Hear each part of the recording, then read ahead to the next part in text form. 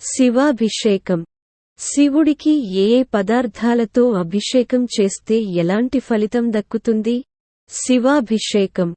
శివుడు అభిషేకప్రియుడు అని అందరికీ తెలుసు. గంగాజలంతో అభిషేకం చేసి పరవశించిపోతాడు. అటువంటి శివుడిని ఏ పదార్థాలతో అభిషేకం చేస్తే ఎటువంటి ప్రయోజనాలు పొందుతారో తెలుసుకుందాం. ఏ పదార్థాలతో అభిషేకం చేయాలి? శివాభిషేకం. విష్ణోః అలంకార ప్రియః శివ అభిషేక ప్రియః అని శాస్త్రాలు చెబుతున్నాయని ప్రముఖ ఆధ్యాత్మికవేత్త, పంచాంగకర్త బ్రహ్మశ్రీ చిలకమర్తి ప్రభాకర చక్రవర్తి శర్మ చెప్పారు. శివుడిని అభిషేకము చేయడం వలన త్వరగా ప్రసన్నం చేసుకోవచ్చని, ఆయనకు అభిషేకం చాలా ఇష్టమని చిలకమర్తి చెప్పారు. శివాభిషేకం అనేది భక్తిశ్రద్ధలతో ఆచరించాలి. ఈ సృష్టిలో ప్రతి వస్తువులోనూ శివుడున్నాడని అంటారు. శివుడు దానిని ఇచ్చిననే ఆయనకు తిరిగి భక్తితో సమర్పిస్తున్నమనే భావన మాత్రమే అభిషేకం చేసే వారి మనసుల్లో ఉండాలని ప్రముఖ ఆధ్యాత్మికవేత్త, పంచాంగకర్త బ్రహ్మశ్రీ చిలకమర్తి ప్రభాకర చక్రవర్తి శర్మ అన్నారు. శాస్త్రం ప్రకారం శివుడిని అనేక పదార్థాలతో అభిషేకించవచ్చు. ఈ పదార్థములతో అభిషేకించేటప్పుడు భక్తిశ్రద్ధలు ముఖ్యమైనవిగా గమనించాలి. ఆడంబరాలతో చేసే పూజలు, అభిషేకాలు కన్నా భక్తితో ఆచరించే అభిషేకమే ఉత్తమమైనదని చిలకమర్తి అన్నారు.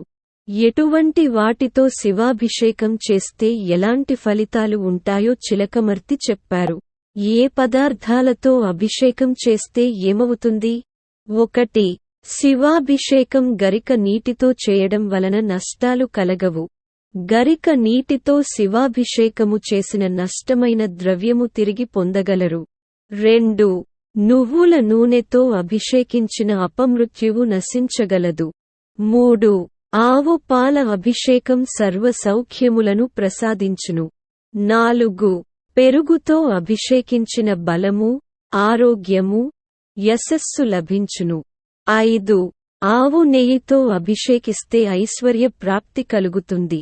6. చెరకు రసముతో అభిషేకించిన ధన వృద్ధి కలుగును. 7. మెత్తని చక్కెరతో అభిషేకించిన దుఃఖ నాశనము కలుగును. 8. మారేడు బిల్వదళ జలము చేత అభిషేకము చేసిన భోగభాగ్యములు లభించును. 9. తేనెతో అభిషేకించిన తేజోవృద్ధి కలుగును. 10. పుష్పోదకము చేత అభిషేకించిన భూలాభము కలుగును. 11. కొబ్బరి నీటితో అభిషేకము సకల సంపదలను కలిగించును. 12. రుద్రాక్ష జలాభిషేకము సకల ఐశ్వర్యములనిచ్చును. 13. భస్మాభిషేకం చేస్తే పాపాలు నశిస్తాయి. 14. గంధోదకము చేత అభిషేకించిన సత్పుత్ర ప్రాప్తి కలుగును. 15. బంగారపు నీటితో అభిషేకము వలన ఘోర దారిద్రము నశించును. 16. నీటితో అభిషేకించిన నష్టాలు తిరిగి లభించును. 17. అన్నముతో అభిషేకించిన అధికార ప్రాప్తి మోక్షము, దీర్ఘాయువు లభించును. శివపూజలో అన్న లింగార్చనకు ప్రత్యేక ప్రాధాన్యత కలదు. పెరుగు కలిపిన అన్నముతో శివలింగానికి మొత్తంగా అద్ది, మెత్తుట పూజ చేస్తారు. ఆ అద్దిన అన్నాన్ని అర్పణానంతరము ప్రసాదముగా పంచిపెడతారు. అన్న లింగార్చన చూసేందుకు చాలా బాగుంటుంది. 18. ద్రాక్షా రసముచే అభిషేకం చేస్తే ప్రతిదానిలో విజయము లభించగలదు. 19. ఖర్జూర రసముచే అభిషేకము శత్రుహానిని హరింపజేస్తుంది. 20.